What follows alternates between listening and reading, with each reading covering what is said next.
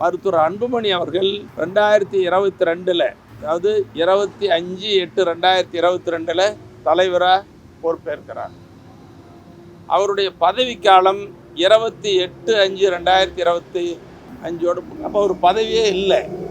அப்படி தலைவர் பதவி இல்லாதவர் எப்படி பொதுக்குழு மாமல்லத்தில் கூட்ட முடியாதுங்கிறது ஒன்று.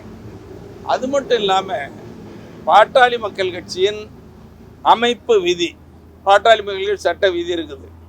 அந்த விதியில் 13 என்ன சொல்லப்பட்டிருக்குதுன்னு சொன்னால், பாட்டாளி மக்கள் கட்சியினுடைய நிறுவனர் மருத்துவர் ஐயா அவர்கள் ஒப்புதல் இல்லாமல் நிர்வாகக்குழு, செயற்குழு, பொதுக்குழு மற்ற எந்த நடவடிக்கையும் செயல்படக்கூடாது அப்படிங்கிறது தான் பாட்டாளி மக்கள் கட்சியினுடைய விதி. அப்போ விதியை மீறி ஒரு பொதுக்குழு கூட்டுறது எப்படி முடியும்? பொதுக்குழு கூட்ட முடியாது. அப்போ மாமல்லபுரத்தில் கூட்டப்பட்ட பொதுக்குழு செல்லாது, அதில் தேர்வு செய்யப்பட்ட நிர்வாகிகளும் செல்லாது என்பதுதான் பாட்டாளி மக்கள் கட்சியினுடைய அமைப்பு விதி.